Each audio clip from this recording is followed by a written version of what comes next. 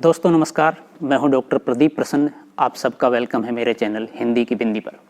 आइए आज कुछ नई बात सीखते हैं नए टॉपिक के साथ में।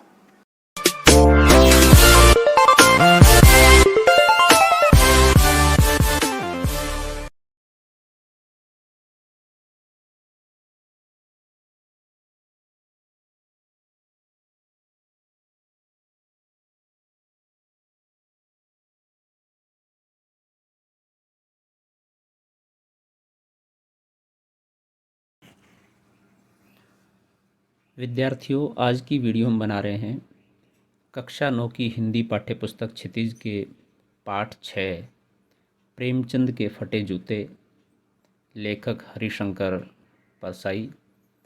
इस पाठ्यपुस्तक के प्रश्न उत्तरों को लेकर के वीडियो बना रहे हैं। आपको बता दें कि इस पाठ से संबंधित एक वीडियो हम पूर्व में बना चुके हैं, जिसमें पाठ का वाचन, लेखक का परिचय, पाठ का अर्थ भाव व्याख्या करते हुए उसे विश्लेषित किया गया है। अब इस पाठ के प्रश्नोत्तरों से संबंधित वीडियो है, तो आइए शुरू करते हैं आज की वीडियो। पहला प्रश्न है, हरिशंकर परसाई ने प्रेमचंद का जो शब्द चित्र हमारे सामने प्रस्तुत किया है, उससे प्रेमचंद के चित्र की कौन सी विशेषताएं उभर कर आती हैं? उत्तर है, प्रेमचंद के फटे जूते नामक व्यंग्य को पढ़कर प्रेमचंद के व्यक्तित्व की निम्नलिखित विशेषताएं उभर कर सामने आती हैं। संघर्षशील लेखक। प्रेमचंद आजीवन संघर्ष करते रहे।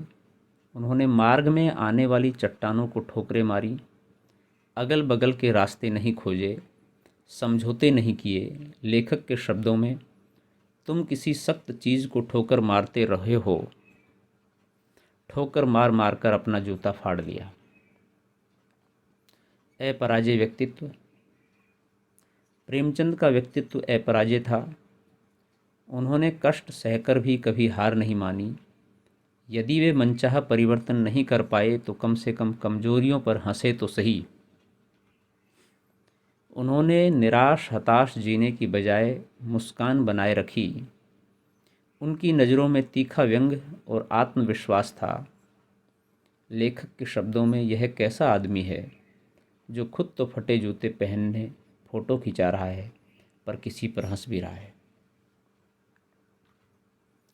कष्टग्रस्त जीवन। प्रेमचंद जीवन भर आर्थिक संकट झेलते रहे। उन्होंने गरीबी को सहर्ष स्वीकार किया। वे बहुत सीधे साधे वस्त्र पहनते थे।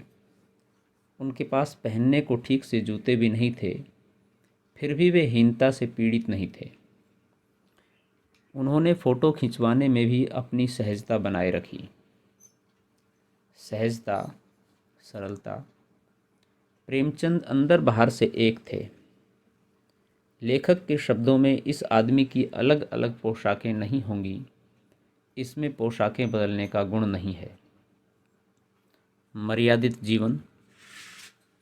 प्रेमचंद ने जीवन भर मानवीय मर्यादाओं को निभाया। उन्होंने अपने नेम धर्म को, अर्थात लेखकीय गरिमा को बनाए रखा। वे व्यक्ति के रूप में तथा लेखक के रूप में श्रेष्ठ आचरण करते रहे। प्रश्न नंबर 2, सही कथन के सामने सही का निशान लगाएं और गलत के सामने गलत का। बाएं पांव का जूता ठीक है, मगर दाहिने जूते में बड़ा छेद हो गया है, जिसमें से उंगली बाहर निकल आई है। दूसरा है, लोग तो इत्र चुपड़कर फ़ोटो खिंचाते हैं जिससे फ़ोटो में खुशबू आ जाए।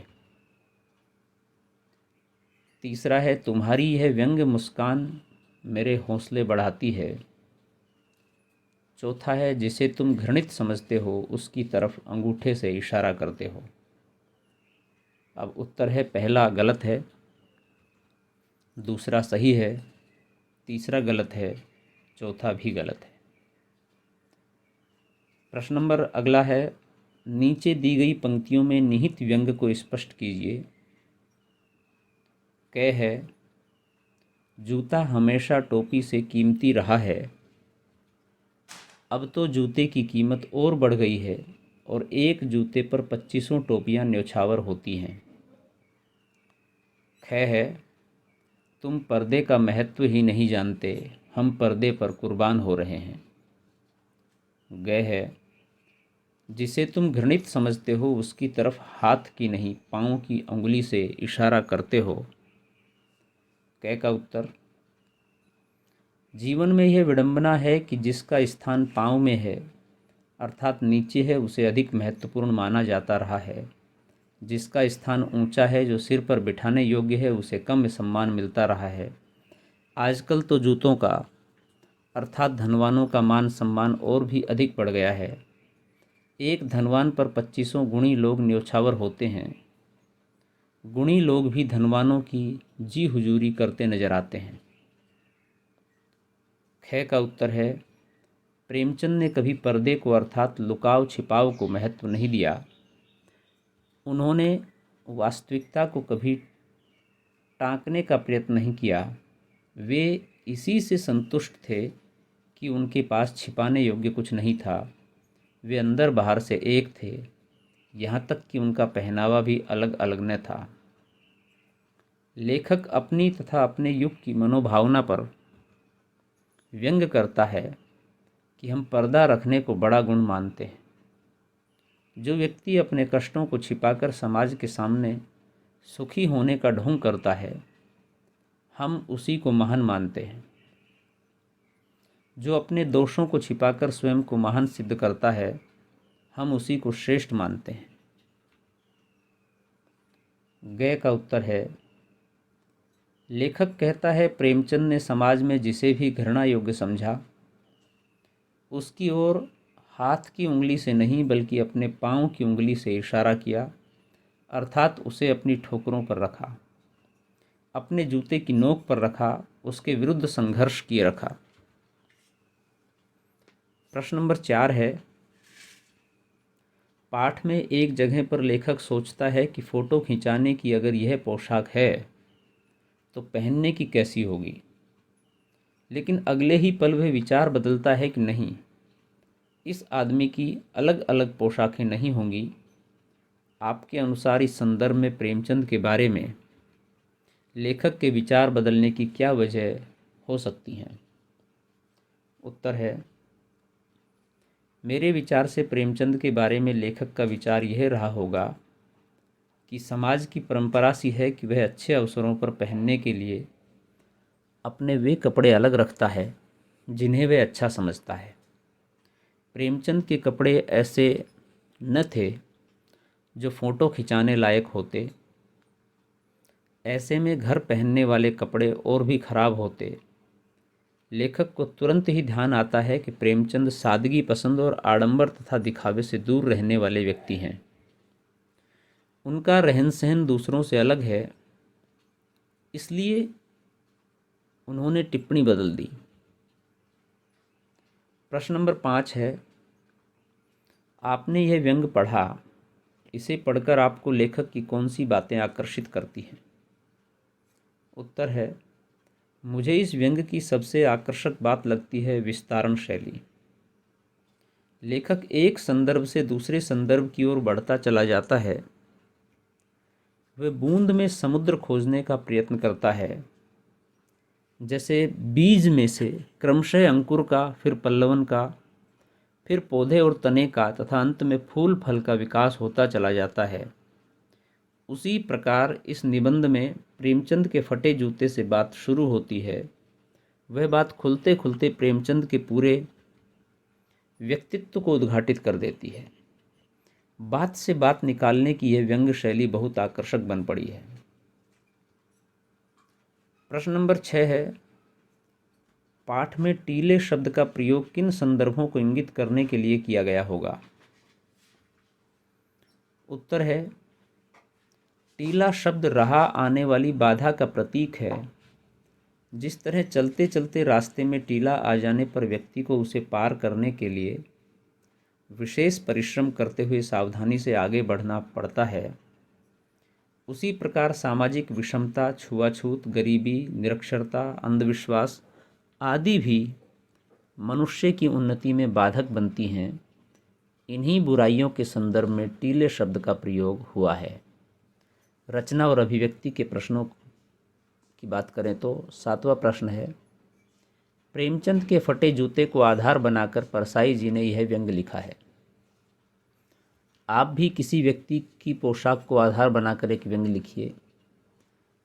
विद्यार्थियों, हालांकि व्यंग लिखना आसान काम नहीं है। कोई ज़रूरी नहीं कि हर व्यक्ति व्यंग लिख सके, हर व्यक्ति कविता लिख सके, कहानी लिख सके।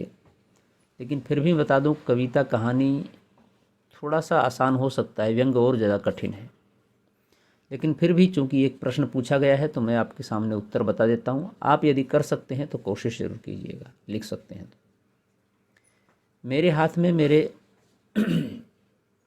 जिस मित्र का हाथ है उसकी एक चीज़ का मैं हमेशा से कायल हूँ, वह है उसकी टाई की गांठ। ऐसी साफ सुथरी गांठ आपके देखने में नहीं आई होगी। लगता है जैसे जन्मजात ऐसी ही हो, कोई सिलवट नहीं, कोई बिखरावट नहीं। ऐसा नहीं है कि वे यह टाई सूट के साथ पहनते हों। गर्मियों में कमीज़ के साथ भी वे टाई पहनते हैं, तब भी टाई की गांठ इसी तरह रहती है। सच बताऊं, मुझे एक भी ऐसा दृश्य याद नहीं आता जब मैंने उन्हें टाई के बिना देखा हो। हाँ, एक बार मैं सुबह सुबह उनके घर चला गया था। उस समय भी उन्होंने मुझे 45 मिनट प्रतीक्षा कराई। जब ड्राइंग रूम में आए तो टाई लगाए हुए थे। गांठ तब भी वैसी थी जैसी जन्मजात हो। मैं सोचता हूँ इन्हें गांठ लगाने का इतना शौक क्यों है। शायद इसलिए कि वे बिखराव को नहीं, गठन को पसंद करते हैं। इसलिए जब भी बोलते हैं संभल कर बोलते हैं। मैंने आज तक उन्हें व्यर्थ की गप्पें लड़ाते नहीं देखा, चुटकुले सुनाते नहीं देखा, सुनाते क्या चुटकुलों पर हंसते भी नहीं देखा। यदि कोई उनके सामने कोई चुटकुले पर हंस दे तो वे उसे बेहुदा या बेशऊर कहकर घंटों तक अपना मुंह बिगाड़े रहते हैं। देखिए, यहाँ पर व्यंग शुरू हो गया है, प्रभावी। उनका एक ही सिद्धांत है, बोलो तो ढंग का बोलो वरना चुप रहो। ऐसा न समझिए कि वे अगर चुप रहते हैं अक्सर चुप रहते हैं। नहीं, वे अक्सर बोलते पाए जाते हैं, और जब भी बोलते हैं किसी न किसी राष्ट्रीय समस्या पर चिंता प्रकट करते पाए जाते हैं। उनका व्यक्तित्व गंभीर है। यदि कोई उनकी बात न सुन रहा हो तो वे उस पर व्यंग कसने लगते हैं, और अगर बीच में बोलना शुरू कर दे तो उसकी ओर से मुंह मोड़कर उबासी लेने लगते हैं। मेरे टाई वाले मित्र की एक खूबी यह भी है कि वे हर किसी के गिरबान में झांकते हैं। उनकी एक से एक बेहूदी बात को बतंगड़ बनाकर पेश करते हैं, पर अपने गिरबान में उन्होंने टाई बांध रखी है, किसी को झांकने नहीं देते। कितना गंभीर व्यंग है यहाँ पर। पिछले दिनों उन्हें कोई सदमा लगा, वे पागल हो गए। पेट ऐसे निकल आया जैसे 10 बच्चे एक साथ प्रसव करेंगे। लोगों को उनके गिरबान में न सही बाहरी व्यक्तित्व में झांकने का मौका मिल गया, परंतु तब वे छुट्टियां ले गए।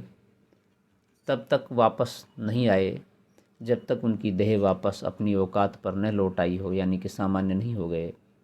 सच बात तो यह है कि मेरे इस मित्र के पूरे जीवन में गांठें ही गांठें हैं। अपने बड़े होने की गांठ, टाई तो बस ऊपरी गांठ है। भीतर कितनी गांठें हैं यह उनकी पत्नी से हमने जाना।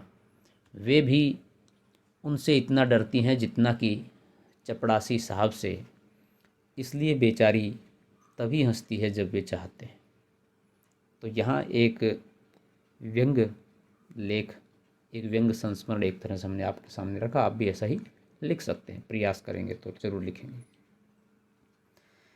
प्रश्न नंबर 8 है, आपकी दृष्टि में वेशभूषा के प्रति लोगों की सोच में आज क्या परिवर्तन आया है? उत्तर है, वेशभूषा के प्रति लोगों की सोच में बहुत बदलाव आया है। लोग वेशभूषा को सामाजिक प्रतिष्ठा का सूचक मानने लगे हैं। लोग उस व्यक्ति को ज़्यादा मान सम्मान और आदर देने लगे हैं जिसकी वेशभूषा अच्छी होती है। वेशभूषा से ही व्यक्ति का दूसरों पर प्रभाव पड़ता है। हमारे विचारों का प्रभाव तो बाद में पड़ता है। आज किसी अच्छी सी पार्टी में कोई धोती कुर्ता पहनकर जाए तो उसे पिछड़ा समझा जाता है। इसी प्रकार कार्यालयों के कर्मचारीगण हमारी वेशभूषा के अनुरूप व्यवहार करते हैं। यही कारण है कि लोगों में, विशेषकर युवाओं में, आधुनिक बनने की होड़ लगी है। भाषा अध्ययन के प्रश्नों की बात करें तो नवा प्रश्न है, पाठ में आए मुहावरे छांटिए और उनका वाक्य में प्रयोग कीजिए। उत्तर है हौसला पस्त करना, उत्साह नष्ट करना। वाक्य है, अनिल कुंबले की फिरकी गेंदों ने श्रीलंका के खिलाड़ियों के हौसले पस्त कर दिए। ठोकर मारना, चोट करना। वाक्य है, प्रेमचंद ने राह के संकटों पर खूब ठोकरें मारी। टीला खड़ा होना, बाधाएं आना। वाक्य, जीवन जीना सरल नहीं है, यहाँ पग पग पर टीले खड़े हैं। पहाड़ फोड़ना, बाधाएं नष्ट करना। वाक्य, प्रेमचंद उन संघर्षशील लेखकों में से एक थे जिन्होंने पहाड़ फोड़ना सीखा था, बचना नहीं। जंजीर होना, बंधन होना। वाक्य, स्वतंत्रता से जीने वाले पथ की सब जंजीरें तोड़कर आगे बढ़ते हैं। प्रश्न 10, प्रेमचंद के व्यक्तित्व को उभारने के लिए लेखक ने जिन विशेषणों का उपयोग किया है उनकी सूची बनाइए। उत्तर, प्रेमचंद का व्यक्तित्व उभारने के लिए लेखक ने जिन विशेषणों का प्रयोग किया है वे निम्न हैं। जनता के लेखक, महान कथाकार, साहित्यिक पुरखे, युग प्रवर्तक, उपन्यास सम्राट। तो विद्यार्थियों, प्रेमचंद के फटे जूते पाठ के प्रश्न उत्तरों की वीडियो यहीं पर संपन्न होती है। आशा करते हैं परीक्षा में आपके लिए वीडियो बहुत उपयोगी रहेगी। आप इसकी मदद से प्रश्नों के उत्तरों को बेहतर तरीके से समझेंगे और लिखेंगे और अच्छे अंकों से उत्तीर्ण होंगे। वीडियो पूरी देखी उसके लिए आपका धन्यवाद। यदि अच्छी लगी हो तो लाइक करें, शेयर करें, कमेंट्स करें और हिंदी की बिंदी चैनल को सब्सक्राइब करना न भूलें। साथ ही साथ बेल आइकॉन को भी दबाएं ताकि सभी प्रकार की वीडियो की सूचना आप तक पहुंच जाएं। यदि आपके मन में कोई सवाल, जिज्ञासा, प्रश्न हो इस वीडियो संबंधित या किसी अन्य टॉपिक संबंधित तो हमें सूचित करें। कमेंट्स के माध्यम से हम उसका समाधान करने का प्रयास करेंगे। आज के लिए इतना ही। नेक्स्ट वीडियो में नेक्स्ट टॉपिक साथ फिर मिलते हैं। तब तक के लिए शुक्रिया, नमस्कार।